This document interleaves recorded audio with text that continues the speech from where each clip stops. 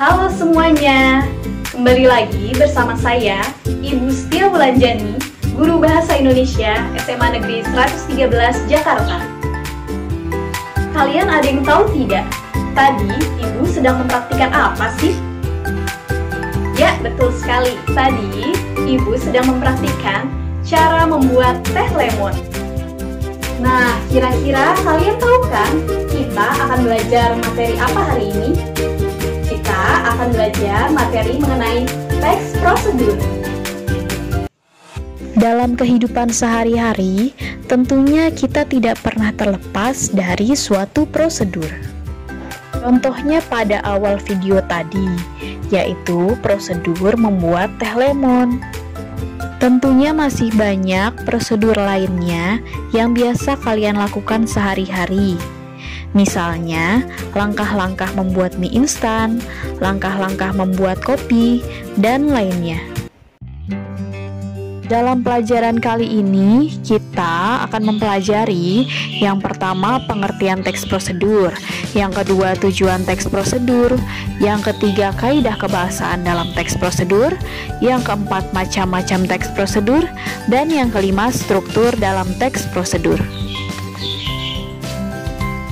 Mari kita mulai pembahasannya ya, dimulai dari pengertian teks prosedur.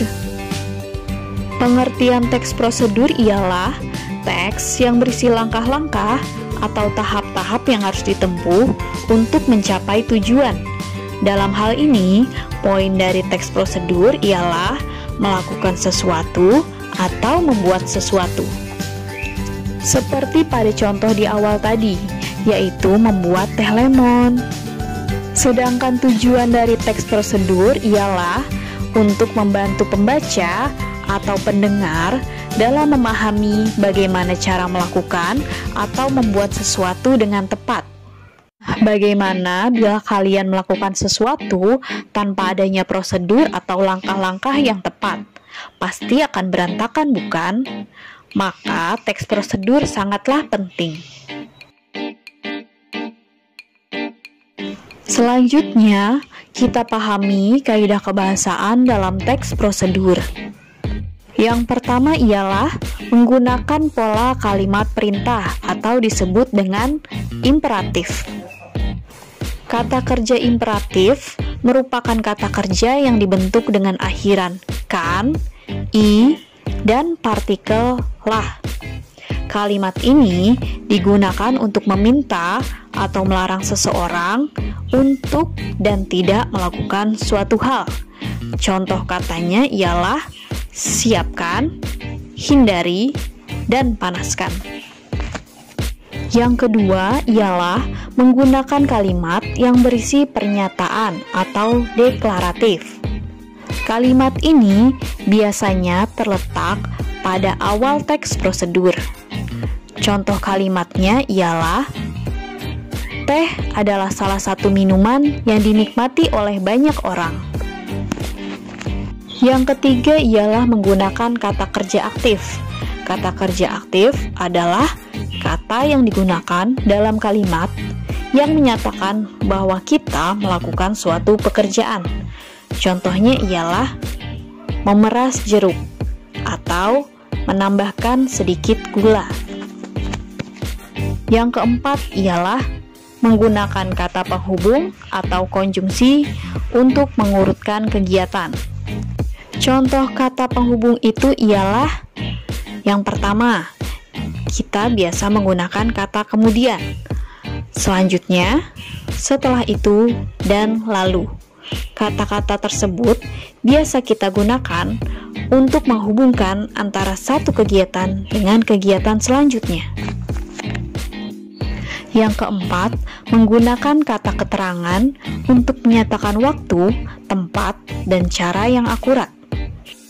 Misalnya, dalam prosedur membuat brownies, kita dapat menyatakan waktu dengan kalimat panggang di dalam oven selama 20 menit. Yang kelima ialah menggunakan bilangan penanda atau kata penanda. Yang disebut dengan bilangan penanda ialah kata yang menyatakan jumlah atau urutan dalam suatu deretan. Dalam teks prosedur, kita menggunakan bilangan penanda untuk menyatakan urutan-urutan kegiatan. Kita biasa menggunakan angka atau numeralia, yaitu 1, 2, 3, 4, 5, dan seterusnya. Nah, sekarang kita beralih ke macam-macam teks prosedur. Macam-macam teks prosedur yang pertama ada teks prosedur sederhana. Teks prosedur sederhana dapat ditempuh hanya dengan 2 atau 3 langkah saja. Contohnya ialah prosedur mengoperasikan setrika. Teks prosedur yang kedua ada teks prosedur kompleks. Teks prosedur ini terdiri atas banyak langkah, dan langkah-langkah tersebut berjenjang dengan sublangkah pada setiap langkahnya. Contohnya ialah saat kita terkena tilang dan harus mengurusnya di pengadilan negeri. Dan yang ketiga ialah teks prosedur protokol. Teks prosedur ini langkah-langkahnya tidak terlalu ketat atau rumit dan mudah dipahami. Contohnya ialah ada pada video ini, yaitu cara membuat teh lemon atau cara membuat kopi susu. Selanjutnya, kita pelajari struktur teks prosedur ya. Struktur teks prosedur ada 3. Yang pertama ada tujuan atau pernyataan umum. Yang kedua ada langkah-langkah atau petunjuk. Dan yang ketiga ada penegasan ulang. Tujuan teks prosedur ialah memberikan informasi secara langsung kepada pembaca mengenai tujuan yang akan dicapai dalam aktivitas yang kita lakukan. Langkah-langkah berisi cara atau urutan kegiatan yang harus kita lakukan. Dan yang terakhir ada penegasan ulang atau penutup.